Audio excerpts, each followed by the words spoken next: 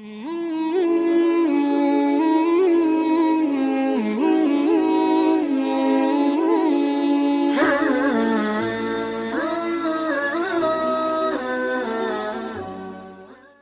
علیکم ورحمۃ اللہ وبرکاتہ۔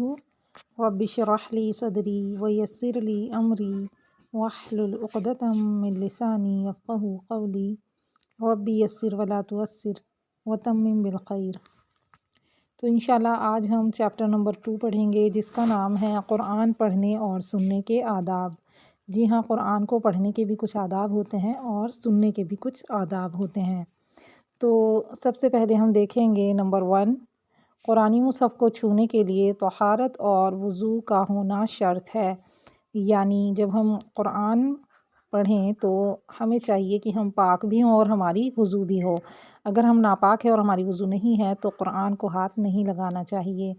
لیکن ہم اگر بنا مصحف کو چھوئے ایسے ہی پڑھنا چاہتے ہیں، یعنی ہمیں یاد ہے اور ہم زبانی پڑھنا چاہتے ہیں، تو پھر ہم قرآن کو بنا وضو کے پڑھ سکتے ہیں۔ لیکن یاد رہے کہ اگر ہم اس کو چھو رہے ہیں، ٹچ کر رہے ہیں، یعنی اگر عربک لیٹرز کو ٹچ کر رہے ہیں تو ہمیں وضو سے ہونا ضروری ہے۔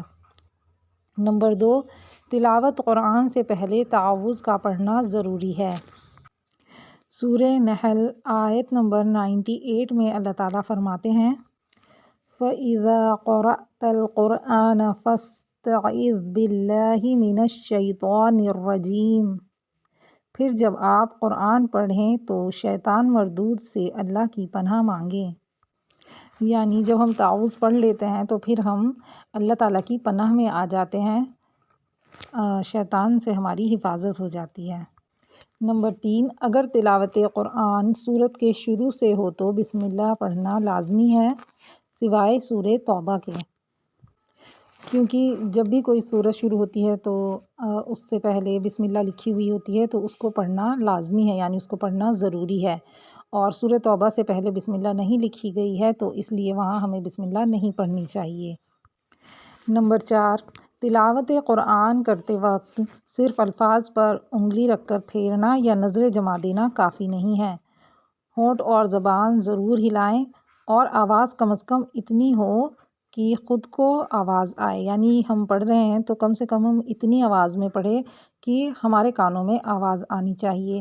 کیونکہ اگر ہم خالی انگلی وہاں پر رکھ کے پھیرتے رہتے ہیں، آپ نے دیکھا ہوگا بہت سارے ایسے کرتے ہیں کہ انگلی رکھتے ہیں اور بس جلدی جلدی جلدی جلدی انگلی پھیرتے رہتے ہیں، تو کچھ بھی نہیں پتہ لگتا کہ یہ کچھ پڑھ بھی رہے ہیں یا نہیں پڑھ رہے ہیں۔ اور پھر اس سے کیا ہوتا ہے کہ جب ہم اس طرح سے دل ہی دل میں پڑھتے ہیں تو ہمارے الفاظ ٹھیک سے ادا ہوں گے ہی نہیں۔ پڑھنے کا کیا مطلب ہے؟ پڑھنے کا مطلب ہے نا کہ منہ سے پڑھنا، ہونٹوں کو ہلانا، یعنی کسی حرف کو ادا کرنے کا مطلب ہے پڑھنا۔ اور قرآن کو جب ہم پڑھ رہے ہیں، ہم دل دل میں پڑھنے کو پڑھنا نہیں کہیں گے، سوچنا کہیں گے۔ تو قرآن کو سوچنا نہیں ہے بلکہ اسے پڑھنا ہے۔ تو پڑھنے کے لیے کم از کم اتنی آواز ضرور ہونی چاہیے کہ ہمارے کانوں تک آواز آئے، اور الفاظ بھی تبھی ادا ہوتے ہیں جب ہم منہ سے ان کو ادا کریں، ٹھیک ہے؟ تو خالی نظروں سے پڑھنا یا انگلی سے پڑھنا یہ درست نہیں ہے۔ نمبر 5، اگر قرآن کی تلاوت لگی ہے تو اس کو غور سے سننا چاہیے۔ جیسے ہوتا ہے نا کہ قرآن چل رہا ہوتا ہے، ہم تلاوت لگا دیتے ہیں اور اپنے کاموں میں مصروف ہو جاتے ہیں، اس پر دھیان نہیں دیتے، تو یہ بالکل غلط ہے۔ اگر آپ کے آس پاس کوئی قرآن پڑھ رہا ہے یا آپ نے موبائل میں یا کسی چیز میں تلاوت لگائی ہوئی ہے تو پھر اس کو غور سے سننا چاہیے۔ ایسے بالکل نہیں کرنا چاہیے کہ برکت کے لیے گھر میں قرآن چلا دیا، تلاوت لگا دی اور خود وہاں سے چلے گئے، تو یہ بالکل بھی ٹھیک نہیں ہے۔ بلکہ اگر قرآن کی تلاوت آپ نے لگائی ہے تو پھر آپ اس کو غور سے سنیں۔ ہاں، یہ ہو سکتا ہے کہ آپ اپنے کام میں لگے رہیں، یعنی آپ اپنا کام بھی کرتے رہیں اور خاموشی کے ساتھ قرآن کو بھی سنتے رہیں۔ سورہ الاعراف آیت نمبر 204 میں اللہ تعالیٰ فرماتے ہیں وَإِذَا قُرِئَ الْقُرْآنُ فَاسْتَمِعُوا لَهُ وَأَنصِتُوا لَعَلَّكُمْ تُرْحَمُونَ۔ اور جب قرآن پڑھا جائے تو توجہ کے ساتھ سنا کرو اور خاموش رہا کرو تاکہ تم پر رحم کیا جائے۔ نمبر 6، اگر تلاوت کے درمیان کھانسی یا چھینک آ جائے یا پھر قرآن کے معنی یا تفسیر کے متعلق کوئی بات کی جائے تو دوبارہ سے قرآن شروع کرنے سے پہلے تعوذ پڑھنا ضروری نہیں ہے۔ یعنی اگر ہم قرآن کے ہی متعلق کوئی بات کر رہے ہیں یا قرآن پر ہی کچھ ہم ڈسکس کر رہے ہوں یا پھر اسی کا معنی پڑھ رہے ہوں یا تفسیر کر رہے ہوں یا پھر کھانسی اور چھینک ان میں سے کچھ آ جائے، تو پھر دوبارہ جب ہم شروع کرتے ہیں پڑھنا تو تعوذ پڑھنا ضروری نہیں ہے۔ لیکن اس کے علاوہ اگر ہم تلاوت کرتے ہوئے رک کر کوئی اور دنیاوی بات کرتے ہیں تو پھر جب ہم دوبارہ شروع کریں تو ضروری ہے کہ تعوذ دوبارہ پڑھ لیا جائے۔ نمبر 7، تعوذ اور بسم اللہ کو ملا کر پڑھ سکتے ہیں۔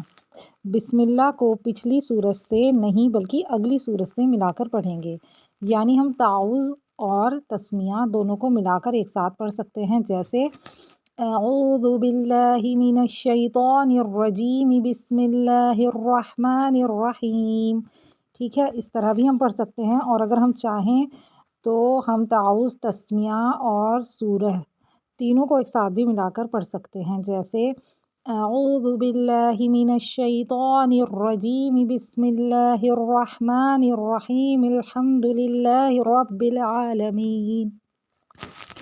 تو اس طرح سے ہم تینوں کو ساتھ بھی ملا کر پڑھ سکتے ہیں، لیکن جیسے ہم نے ابھی تسمیہ کے ساتھ سورہ فاتحہ کو ملایا، اس طرح سے ہم جب سورہ شروع کر رہے ہیں تب تو ہم تسمیہ کو ملا کر پڑھ سکتے ہیں اس کے شروع میں، ٹھیک ہے۔ لیکن اگر ہماری سورت ختم ہو رہی ہے، یعنی سورہ فاتحہ پوری ہو گئی ہے اور اس کے بعد ہم تسمیہ ملانا چاہیں تو وہ غلط ہے، ایسے نہیں کرنا۔ یعنی تسمیہ بعد میں ملا کر نہیں پڑھا جاتا، سورت سے پہلے ملا کر پڑھا جاتا ہے۔ اور ہم تعوذ اور تسمیہ کو بھی ملا کر پڑھ سکتے ہیں اور پھر چاہیں سورت الگ سے پڑھ لیں، اور اگر ہم چاہیں کہ تعوذ الگ سے پڑھ لیں اور تسمیہ اور سورت کو ملا کر پڑھ لیں، یہ بھی ٹھیک ہے، اور اگر ہم چاہیں تو تینوں کو بھی ساتھ ملا کر پڑھ سکتے ہیں۔ نمبر 8، اگر تلاوت کا آغاز سورت کے شروع سے ہو تو تعوذ اور بسم اللہ دونوں پڑھنا ضروری ہے، سوائے سورہ توبہ کے۔ نمبر 9، اگر تلاوت کا آغاز سورت کے درمیان سے ہو تو تعوذ پڑھنا ضروری ہے اور بسم اللہ میں اختیار ہے، یعنی آپ چاہیں تو بسم اللہ پڑھ لیں اور چاہیں تو آپ بسم اللہ نہ پڑھیں۔ لیکن اگر آپ کوئی سورت جیسے آپ کی اسٹارٹ ہوئی بھی ہے، پہلے سے آپ پڑھ رہے ہیں، اور اب جیسے مان لیجئے سورہ بقرہ ہے، وہ کافی لمبی سورت ہے، تو اسے ہم نے شروع کیا اور کہیں بھی بیچ میں ہم نے چھوڑ دیا، اب جب ہم قرآن پڑھنے بیٹھیں گے تو تعوذ پڑھنا لازم ہے، تعوذ ضرور پڑھا جائے گا۔ لیکن اگر آپ بسم اللہ پڑھنا چاہیں تو پڑھ لیں، اور اگر بسم اللہ نہیں پڑھنا چاہتے ہیں بیچ میں تو نہ پڑھیں، لیکن تعوذ پڑھنا ضروری ہوگا۔ تو یہ تھا ہمارا دوسرا لیسن۔ اگر آپ کو لیسن پسند آیا ہے تو پھر آپ کمنٹ میں لکھ کر ضرور بتائیں، اور ویڈیو کو لائک کر دیں، شیئر کریں زیادہ سے زیادہ، تاکہ اور بھی اس سے فائدہ اٹھا سکیں اور آپ کے لیے صدقہ جاریہ ہو۔ اور اگر ابھی تک آپ نے ہمارے چینل کو سبسکرائب نہیں کیا ہے تو آپ سبسکرائب کر لیں، کیونکہ جو پچھلے ہمارے لیسن ہیں وہ بھی آپ کو مل جائیں گے، اور جو آگے لیسن آنے والے ہوں گے اس کا نوٹیفیکیشن بھی آپ کو سب سے پہلے مل جائے گا۔ تو ملتے ہیں تیسرے لیسن کے ساتھ، تب تک کے لیے اپنا خیال رکھیے گا۔ اللہ حافظ۔